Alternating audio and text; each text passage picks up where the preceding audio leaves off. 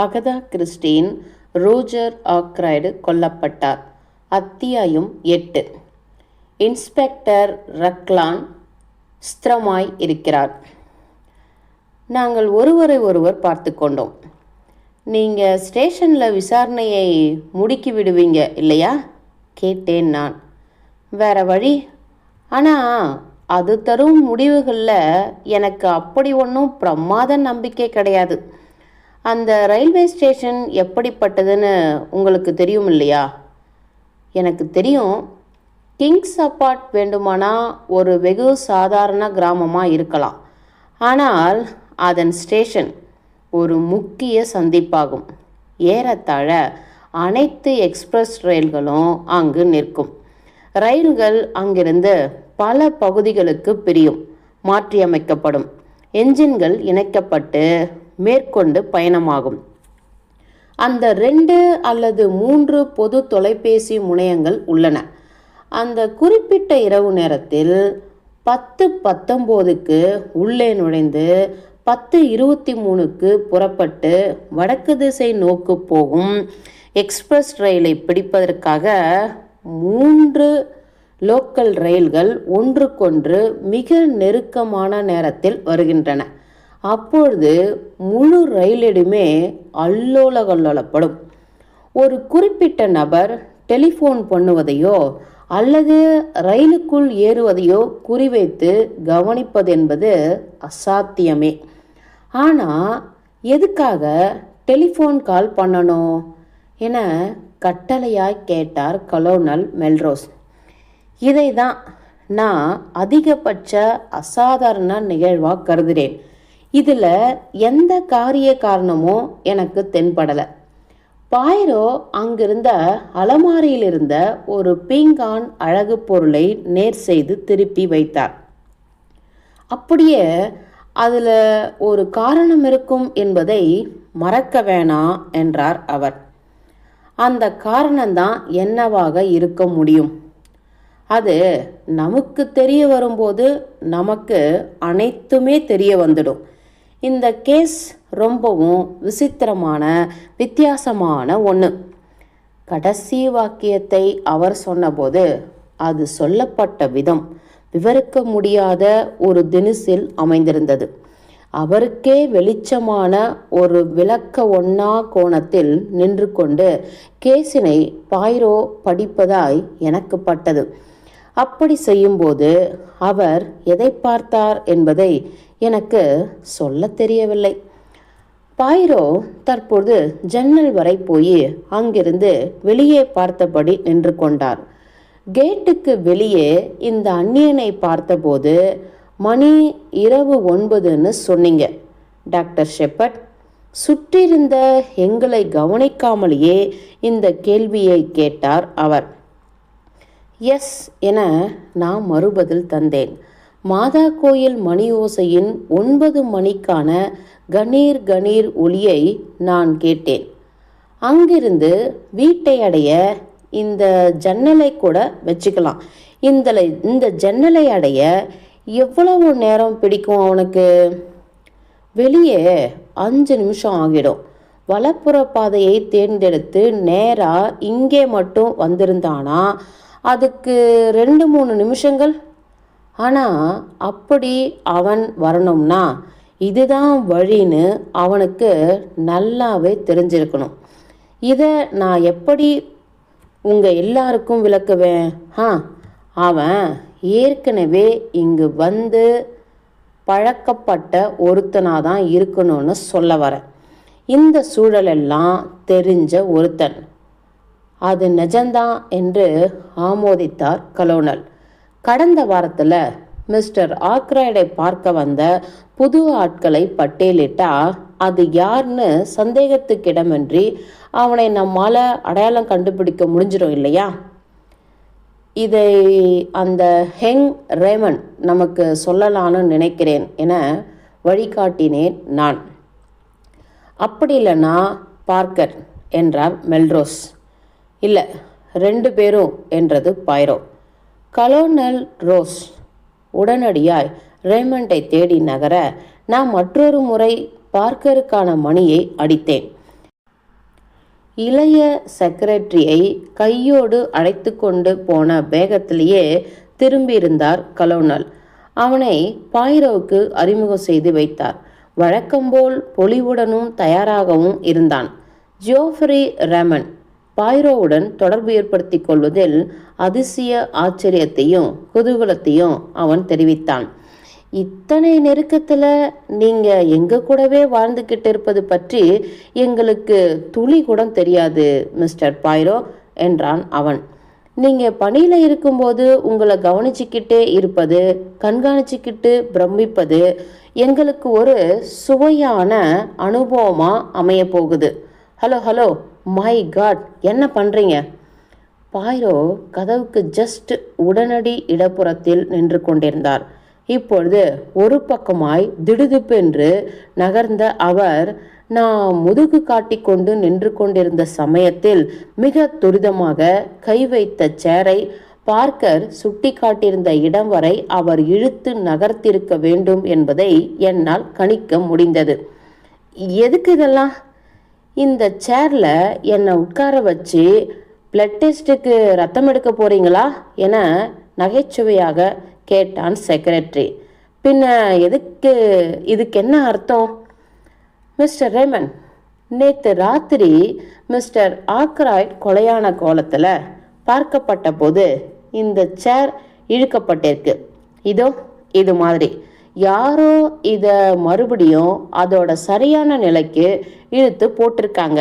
நீங்கள் இப்படி பண்ணினீங்களா?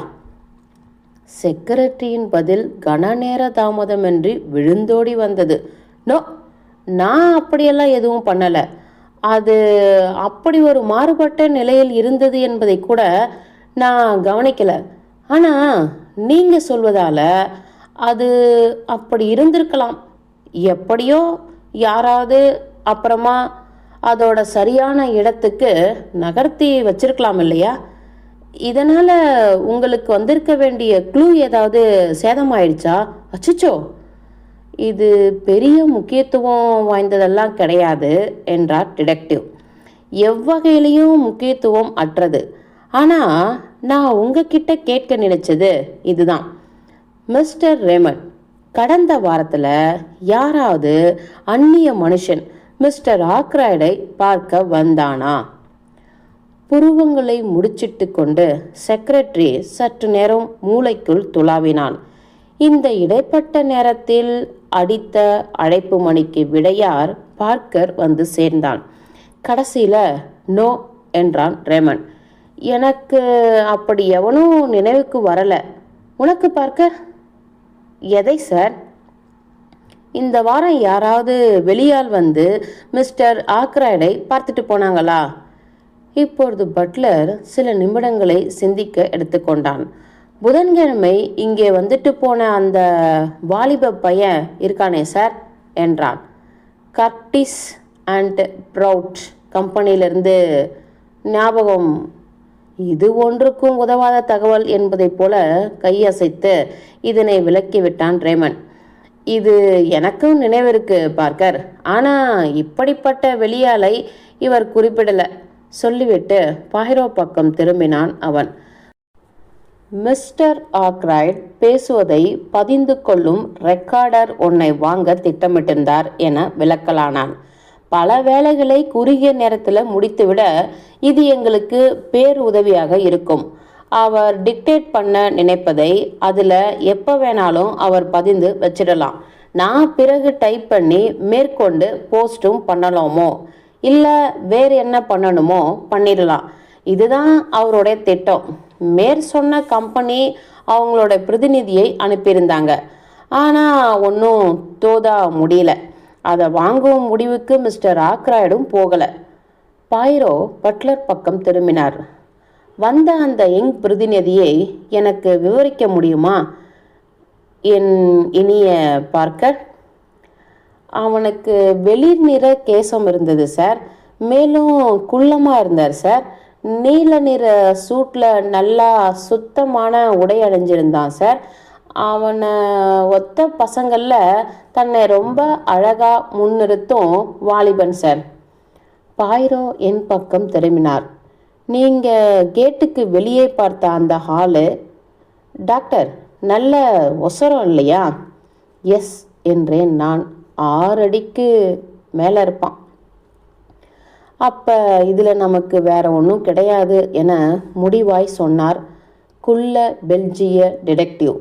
Thank you Parker. Buttler ரேமண்டிடம் பேசினான். மிஸ்டர் ஹேமந்த் ஜஸ்ட் இப்போ தான் வந்தார் சார்.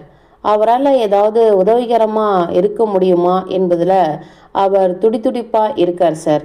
உங்களை பார்க்கணுன்னு காத்துக்கிட்டு இருக்கார் சார். உடனடியாக நான் வரேன் என்றான் இளைய காரியதரிசி. விரைந்து வெளியேறிவிட்டான். பாய்ரோ விசாரிக்கும் தொழில் முதன்மை கான்ஸ்டபிளை பார்த்தார். இதற்கு பதிலாய் குடும்ப வக்கீல் மிஸ்டர் பாய்ரோ என்றார் அவர். இந்த இளைய காரியதரிசிக்கு இது ஒரு அவசரமான காலகட்டம். காலில் சக்கரத்தை கட்டிக்கிட்டு இயங்க வேண்டிய தருணம் என முணுமுணுத்தார் பாய்ரோ. அப்படி இயங்க காற்று போல பலம் இருக்கு அவருக்கு. மிஸ்டர் ஆக்ராய்டு இவரை மிகவும் பொருத்தமான காரியதர்சியா மதிச்சிருக்கார்னு நினைக்கிறேன். இங்கே அவர் எத்தனை காலமாக வேலையில் இருக்கார்?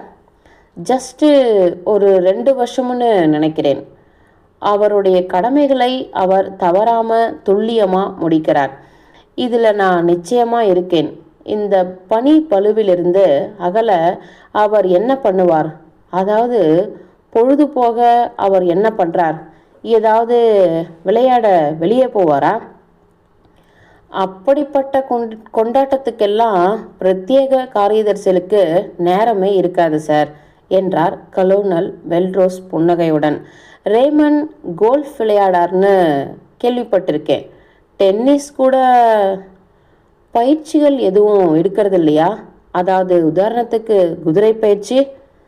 குதிரை சவாரி அவருக்கு சவாரியில் ஈடுபாடு இருக்கிற மாதிரி எனக்கு தோணலை.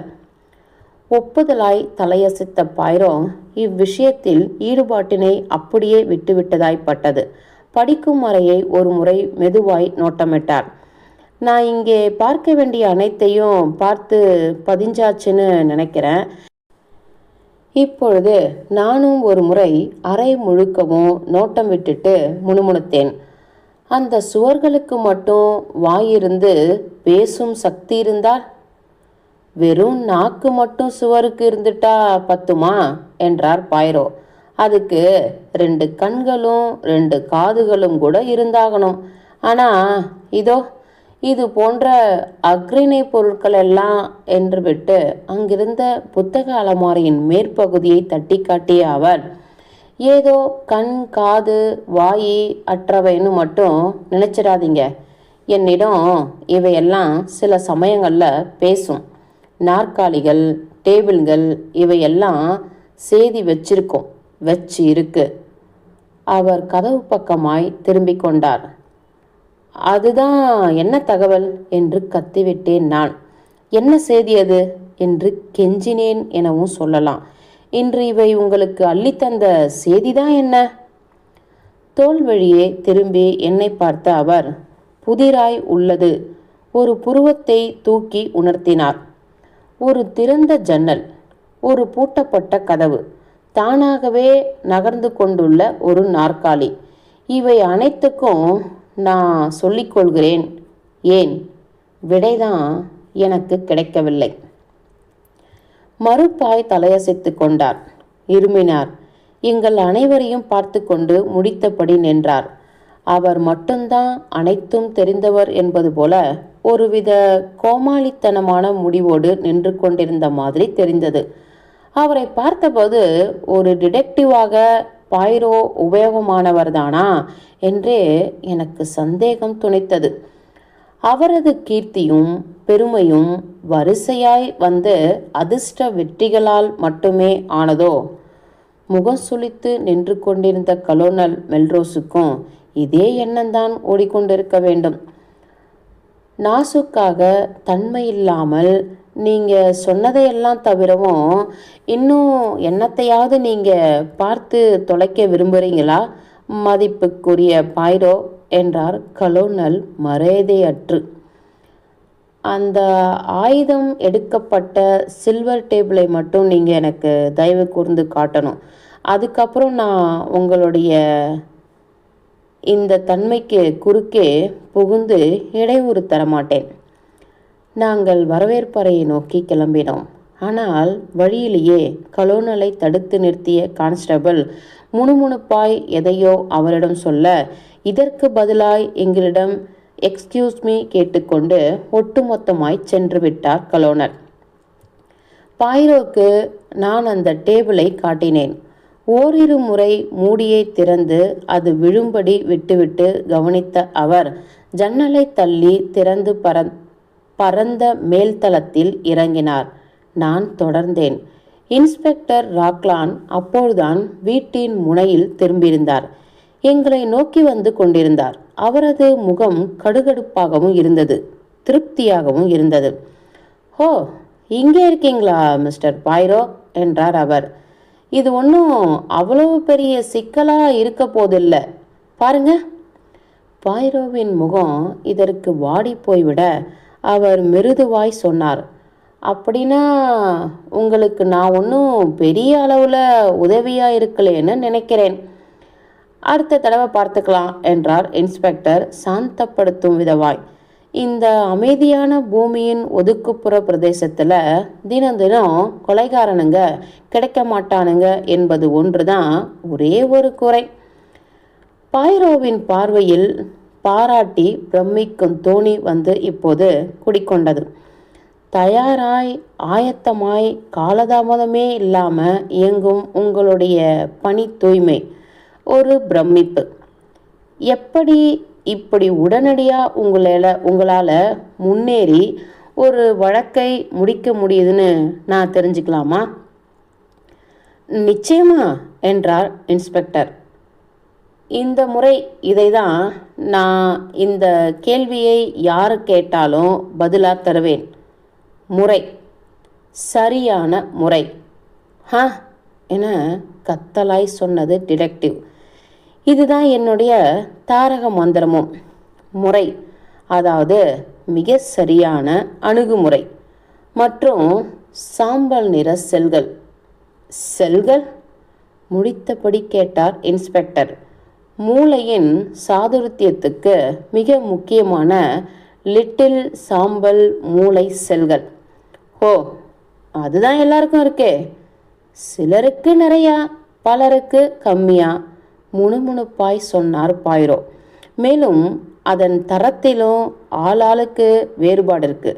இதற்கெல்லாம் மணிமகுடமா ஒரு கொலை குற்றத்தை கண்டுபிடிக்க அத்தியாவசியமானது உளவியல் ஞானம். கொலையின் உளவியல். ஒரு கொலையில் இதை தான் நாம் தேடணும்." "ஹோ" என்றார் இன்ஸ்பெக்டர். "மனோவியல் பற்றி படித்ததெல்லாம் இறக்கி வைக்க ஆள் இல்லாமல் தவிக்கிறீங்களோ? நான் வெளிப்படையான மனுஷன்" என்றாள். "ஓஹோ, இதை நான் உங்கள் மனைவிக்கிட்ட எல்லாம் கேட்க பார்க்கணும். அவங்கள கேட்டால் அவங்க நிச்சயமாக நீங்கள் ஒரு வெளிப்படையான மனுஷன் கிடையாதுன்னு அப்படி தான் சொல்லுவாங்க, என்ன?" என்று புன்னகைத்தபடி கேட்டார் பாய்ரோ. அவர் வெடித்து சிரித்தார். திணறியதைப் போல காட்டிக்கொண்டார் இன்ஸ்பெக்டர். "மொழிகள் தான் எத்தனை பலம் வாய்ந்ததாக இருக்கு. நான் ஒரு அர்த்தத்தில் சொன்னால் அது வேற மாதிரி இல்லை போய் சேர்ந்துருக்கு. நான் வெளிப்படையானவன்னு சொன்னது என் தொழிலில். ஓ, என் தொழிலை நான் வெளிப்படையாக ஒளிவு மறைவின்றி அணுகுவேன். No reservations. நடந்துள்ள சம்பவங்களை மனதில் கொண்டு ஒழுங்கான அணுகுமுறை. கவனிங்க மிஸ்டர் ஆக்ராய்டு அவருடைய உறவுக்கார பொண்ணால் 9:45 உயிரோடு பார்க்கப்பட்டிருக்கிறார். இது முதல் நிஜம் இல்லையா? நீங்கள் அப்படிதான்னு சொன்னால், வெல், அப்படிதான். 10:30 மணிக்கு வரும் டாக்டர் அரை மணிக்கு முன்னாடியே அவர் இறந்திருக்கணும்னு எழுதி தரார். அதில் நிஜம்தானே டாக்டர்? "படு நிச்சயமா" என்றேன் நான். "அரை மணி நேரமோ இல்லை அதுக்கும் மேலேயோ?" "Very good. இது 1/4 மணி நேரத்துக்குள்ளதான் கொலை நிகழ்த்தப்பட்டிருக்கும் என்னும் நிலைமையை நமக்கு தெளிவுபடுத்திடுது. நான் வீட்டிலிருந்து அனைவரை பற்றியும் ஒரு பட்டியல் போடுறேன். அதில் ஒவ்வொருத்தருக்கும் நேராகவும் அவங்க 9:45 10 மணி வரை எங்கே இருந்தாங்க மற்றும் என்ன பண்ணிக்கிட்டு இருந்தாங்கன்னு எழுதுறேன். அது இதுதான். அவர் ஒரு தாளினை பாய்ரோவின் கையில் ஒப்படைத்தார். அதை நான் டிடெக்டிவ்க்கு பின்னால் நின்றபடி அவருடைய தோள் வழியே படித்தேன். முத்து முத்தா எழுதப்பட்டிருந்த அந்த பட்டியல் பின்வருமாறு அமைந்திருந்தது. மேஜர் பிளான்ட் மிஸ்டர் ரேமண்டுடன் பில்லியர்ட் அறையில் இருந்தார். இதை ரேமண்ட் உறுதிப்படுத்தினார். மிஸ்டர் ரேமண்ட் பில்லியர்ட் அறையில் மேற்படி சொன்ன மாதிரி. மிஸ்ஸஸ் ஆக்ரைட் 9:45க்கு பில்லியர்ட் விளையாட்டை பார்த்து கொண்டிருந்தார். 9:55க்கு படுக்க போனார். ரேமண்டும் பிளான்ட்டும் அவர் படியேறுவதை பார்த்திருக்கின்றனர். மிஸ் ஆக்ரைட் அவருடைய மாமா அறையிலிருந்து கிளம்பி நேரா மாடிக்கு போயிருக்கிறார். பார்க்கராலும் வீட்டு வேலைக்காரியான எலிசி டெல் என்பவளாலும் உறுதிப்படுத்தப்பட்டுள்ளது. வேலைக்காரர்கள் பார்க்கர் பட்லருடைய உணவு கிடங்குக்கு போனார். வீட்டின் காப்பாளரான ரசேல் இதனை ஊர்ஜிதப்படுத்தினார். இவள் எதை பற்றியோ கலந்து பேச இங்கு 9:47க்கு வந்து 10 நிமிடம் போல இங்கேயே இருந்திருக்கிறாள். மிஸ் ரசேல் மேற்படி மாடியில் வீட்டு வேலைக்காரி எலிசி டேலிடம் 9:45க்கு உரையாடியிருக்கிறார். ஊர்மிளா அறைகளை கவனிப்பவள் 9:55 வரையில் இவளுக்கான அறையிலேயே இருந்திருக்கிறாள். பிறகு வேலைக்காரர்களுக்கான அறையில் மிஸ்ஸஸ் எம்மா கூப்பர் அதாவது சமையல்காரி வேலைக்காரர்களுக்கான அறையில். கிளாடிஸ் ஜோன்ஸ் 2வது வேலைக்காரி வேலைக்காரர்களுக்கான அறையில் இருந்திருக்கிறாள். எலிசி டேல் மேலே படுக்க அறையில் அங்கிருந்ததை மிஸ் ரசேல் மற்றும் மிஸ் ஃப்ளோரா ஆகியோர் கவனித்திருக்கின்றனர். மேரி ட்ரிப் சமையலறை காப்பவள் வேலைக்காரர்களுக்கான அறையில் இருந்திருக்கிறாள். சமையல்காரி இங்கே 7 வருஷமா இருந்திருக்கா. அடுக்கலையை நிர்வகிக்கும் பொண்ணு 1.5 வருஷமா இருந்திருக்கா. அப்புறமா அந்த பார்க்கர் கிட்டத்தட்ட 1 வருஷமா. மற்றவங்க எல்லாம் புதுசு. இந்த பார்க்கர் பயலோட மலங்க முழிக்கும் தன்மையை தவிர மீதி எல்லாருமே என்னை பொறுத்த வரைக்கும் ஆல்ரைட் தான். அவரிடமே அதை திருப்பி கொடுத்த பாய்ரோ ஒரு கம்ப்ளீட் லிஸ்ட் என்றார். கூடவே மிகவும் ஆழ்ந்து பார்க்கர் இந்த கொலையை பண்ணல என்பதில் நான் உறுதியா இருக்கேன் என முடித்தார். அப்படியே தான் என் தங்கையும் சொல்றா என நான் இடை புகுந்தேன். அவ சொல்வதெல்லாம் வழக்கமா சரியாவே இருக்கும். ஒருவரும் என்னுடைய ஒப்புதலில் கவனம் காட்டவே இல்லை. இது மிக அழகா வீட்டு வேலையாட்கள் எல்லோரையும் வெளியே தள்ளிடுது என தொடர்ந்தார் இன்ஸ்பெக்டர். இப்போ நாம் ரொம்பவும் ஆழமான பகுதிக்கு வரோம். வாசல்ல காவல்காரருக்கான சிறு அறையில் தங்கியிருக்கும் பொம்பளை மேரி பிளாக். இவ திரைசீலைகளை இழுத்து மூடி விடுற வேலையை நேற்று ராத்திரி பண்ணிக்கிட்டு இருந்திருக்கா. அப்போ அவ இந்த ரால்ஃப் பேடன் வாச கேட் அருகில் வந்து நின்று பிறகு திரும்பி அப்படியே வீடு நோக்கி நடப்பதை பார்த்திருக்கா. அவ சொல்லும் தகவல்ல அவ நிச்சயமா இருக்காளா? நான் கூர்மையா கேட்டேன். படு நிச்சயமா. எங்கே பார்த்தாலும் அவரை அடையாளம் கண்டுபிடிச்சிடுவாளாம் மேரி பிளாக். விறுவிறுவென உள்ளே நுழைஞ்சிருக்கான். அப்புறம் வலப்பக்கமாக திரும்பும் பாதையை தேர்ந்தெடுத்து முன்னேறி இருக்கான். இதுதான் மாடி டெரஸ் பகுதிக்கு போக உள்ள குறுக்கு வழி. ஓகே, வேறு எதுலேயும் கவனம் பொதிக்காத முகபாவத்தோடு உட்கார்ந்து கொண்ட பாய்ரோ இது நடந்தது எத்தனை மணிக்கு என்றார். மிக சரியா 9:25க்கு என ஆழ்ந்து சொன்னார் இன்ஸ்பெக்டர். இப்பொழுது அங்கு அமைதி வந்தது. பிறகு இன்ஸ்பெக்டரே மறுபடியும் பேசினார். இதில் எல்லா குழப்பங்களுக்கும் தீர்ந்து போயிடுது. எவ்வித குறையும் இல்லாமல் அனைத்து நிஜங்களும் அமர்க்கலமாக பொருந்தி நிற்குது. 9:25க்கு வாசல் காவற்கார குடிலை கடந்து பேடன் உள்ளே நுழைந்தது கவனிக்கப்பட்டிருக்கு. 9:30க்கோ அல்லது அதை ஒட்டியோ இங்கு இருக்கும் ரேமன் அறைக்குள்ளே யாரோ பணம் கேட்டு காரசாரமாக பேசியதையும் இதை ஆக்ராய்டு நிராகரித்து பேசியதையும் கேட்டிருக்கார். அப்புறம் என்ன நடக்குது? கேப்டன் பேடன் வந்த வழியிலேயே திரும்பிடுறார். அதாவது ஜன்னல் வழியா. கோபத்துடனும் முழுக்கவும் உழுக்கப்பட்ட குரோதத்துடனும் மாடி உபரகையான டெரஸ் பகுதியில் அவர் நடக்கிறார். வரவேற்பறையில் திறந்திருக்கும் ஜன்னல் அருகே வந்து நிற்கிறார் அவர். இப்போ மணி 9:45ன்னு வச்சுப்போம். மிஸ் ஃப்ளோரா அவங்களோட மாமாவுக்கு குட் நைட் சொல்லிக்கிட்டு இருக்கா. மேஜர் பிளான், மிஸ்டர் ரேமன், மிஸ்ஸஸ் ஆக்ரைட் எல்லோரும் பில்லியட் அறையில். வரவேற்பறை காலியாக இருக்குது. அவர் திருட்டுத்தனமாக உள்ளே நுழைகிறார். சில்வர் டேபிளில் இருக்கும் பிச்சுவா கத்தியை எடுக்கிறார். திரும்பி படிக்கும் அறைக்கான ஜன்னல் அருகே வரார். அவரோட ஷூக்களை கழற்றிவிடும் அவர் உள்ளே ஏறி, வெல், பிறகு நான் மறுபடியும் விளக்க தேவையில்லை. மறுபடியும் வெளியே குதிக்கும் அவர் போயிடுறார்.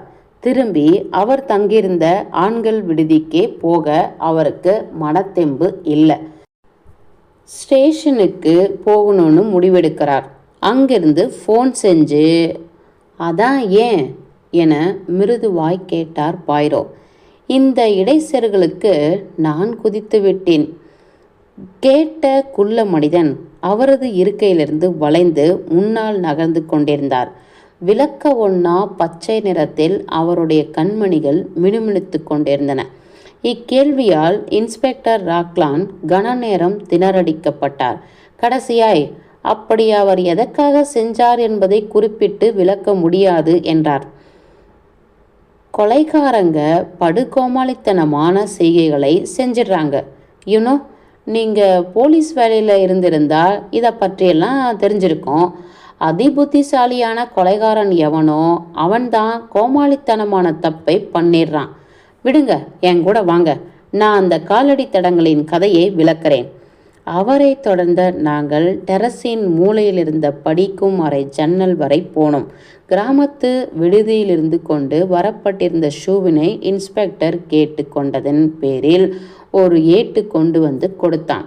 அந்த ஷூவினை ஜன்னல் மரக்கட்டையில் இருந்த காலடி தடங்களின் மீது பதித்தார் இன்ஸ்பெக்டர். இவை இரண்டும் ஒன்னே தான். இன்ஸ்பெக்டர் ஊர்ஜிதமாய் இருந்தார். ஆனாலும் இதே ஷூக்கள் தான் இந்த காலடி தடங்களை இங்கே விட்டு வச்சிருக்குன்னு சொல்லிட முடியாது. அந்த ஷூக்களோட அவர் போயிருப்பார். இது அதை போன்ற ஜோடி ஷூக்கள். ஆனால் பழசு தெரியுதா? அடி ரப்பர் முழுவதும் தேஞ்சிருக்கு. பற்பலர் ரப்பர் அடி கொண்ட ஷூக்களை அணிஞ்சிக்கிட்டு தானே இருக்காங்க கேட்டார் பாய்ரோ. ஆமாம் என்றார் இன்ஸ்பெக்டர். உலக மகா முட்டா பைய இந்த கேப்டன் ரால்ஃப் பேடன் என்றார் பாய்ரோ சிந்தனையாய். அவன் இங்கே இருந்திருக்கான் என்பதற்கு இத்தனை சாட்சிகளையா விட்டு வைப்பான்? ஹா, பெல் என்றார் இன்ஸ்பெக்டர். அது ஒரு வறண்ட இனிய இரவு, நினைவிருக்கா? சரளை போடப்பட்டிருக்கும் பாதையிலையோ அல்லது இந்த பெரிய மாடி பால்கனியான டெரஸிலோ அவர் எவ்விதமான காலடி தடங்களையும் விட்டு வைக்கல. ஆனால் அவரோட துரதிர்ஷ்டம், நடந்து வரும் பாதையோட முடிவில் ஒரு சிறு ஊற்று கிளம்பியிருக்கணும். இங்கே பாருங்களேன், சரளை கற்கள் போட்டு நிரவப்பட்ட ஒரு சிறு பாதை. சில அடிகள் தள்ளி வாசலிருந்து நீண்டு வந்து மாடியின் மேல்தளமான மேல் மச்சின், அதாவது டெரஸு இணைத்தது.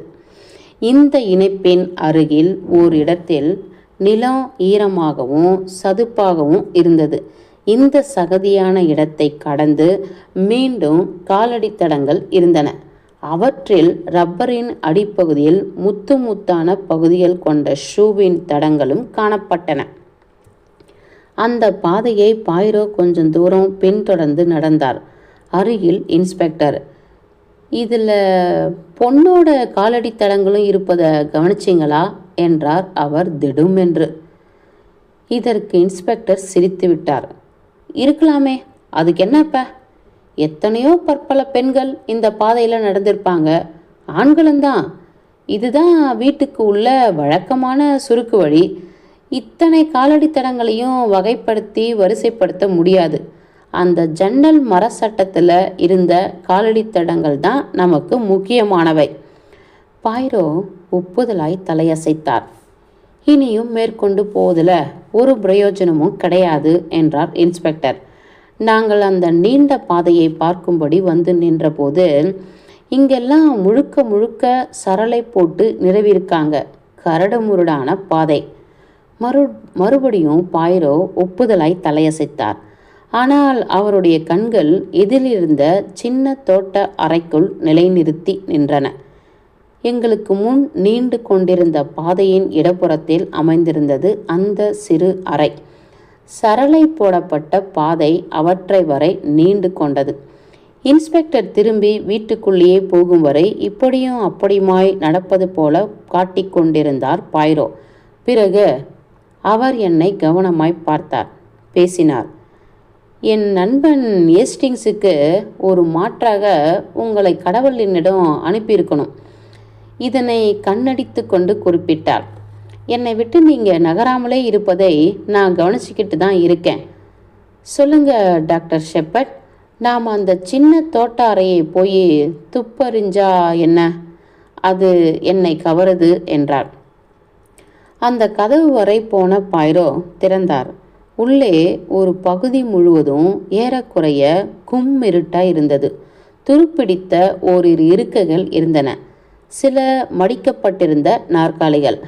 அங்கு என்னுடைய புது நண்பனுடைய நடவடிக்கைகளை கவனிப்பதில் நான் துணுக்குற்று போனேன். தனது கைகளையும் கால்களையும் ஒரு சேர பூமியில் பதிக்கும்படி ஆகியிருந்த அவர் தவழ ஆரம்பித்திருந்தார். அவ்வப்பொழுது ஏதோ திருப்தியற்று போய் விட்டதைப் போல தலையை மறுத்து ஆட்டிக்கொண்டார் அவர். இறுதியாய் முட்டி போட்டபடி அப்படியே அமர்ந்து விட்டார். ஒண்ணுமில்ல என முணுமுணுத்தார் அவர். சொல்லப்போனா அதை இங்கே எதிர்பார்த்திருக்க கூடாது. ஆனால் அது மிகப்பெரிய விளக்கங்களை தரும். திடுமென உடைந்து போன அவர் உடலின் ஒவ்வொரு பாகத்திலும் இறுகி போனார். பிறகு அவருடைய ஒரு கையை துருப்பிடித்திருந்த ஒரு நாற்காலியை நோக்கி நீட்டினார். அதன் ஒரு பாகத்திலிருந்து எண்ணத்தையோ பிரித்தெடுத்தார். என்னது அது? அலறிவிட்டேன் நான். எதை நீங்க கண்டுபிடிச்சிங்க? பாய்ரோ தனது கையை விரித்து அங்கு உள்ளங்கையில் என்ன இருக்கிறது என்று நான் பார்க்க ஏதுவாய் காட்டியபடி அவர் சிரித்தார். இறுகி போயிருந்த மெல்லிய வெள்ளை துணி ஒன்றின் துண்டு. அவரிடமிருந்து அதை வாங்கி கொண்ட நான் ஆர்வமாய் பார்த்துவிட்டு அவரிடமே திருப்பி தந்தேன். இதிலிருந்து என்ன முடிவுக்கு வரீங்க நண்பா என்று கேட்டார் அவர், என் மேல் கவனமாய் கண்களை பதித்தபடி. ஒரு கைக்குட்டையிலிருந்து கிழித்தெடுக்கப்பட்டிருக்கும் சின்ன துண்டு என்றேன் நான், என் தோள்களை குலுக்கியபடி. பிறகு ஒரு பெரிய இறகினை, பார்க்க வாத்து இறகு போலிருக்கும் இறகினை எடுத்தார். இது என்று வெற்றி முழக்கமாய் கேட்டார் அவர். இதிலிருந்து என்ன முடிவுக்கு வரீங்க நீங்க? என்னால் வெறுமனே முழிக்கத்தான் முடிந்தது. அந்த இறகினை அவரது பாக்கெட்டுக்குள் நழுவவிட்டு கொண்ட அவர் மறுபடியும் அந்த சின்ன மெல்லிய துண்டு வெள்ளை துணியை கவனிக்கலானார். ஒரு கர்ச்சிப்பின் கிழிந்த பகுதியா என முணுமுணுத்து கொண்டார். நீங்கள் சொல்வதும் சரிதான், ஆனால் இதை ஞாபகமாக வச்சுக்கோங்க. ஒரு தேர்ந்த வண்ணான் கைக்குட்டைக்கு கஞ்சி போட மாட்டான். என்னை பார்த்து ஒப்புதலாய் மாபெரும் வெற்றி களிப்போடும் தலையை ஆட்டி காட்டிய அவர் அவரது ஞாபக குறிப்பு புத்தகத்துள் அந்த இறுகிய வெள்ளை துணியை பத்திரப்படுத்தி கொண்டார். அத்தியாயம் 8 முடிந்தது.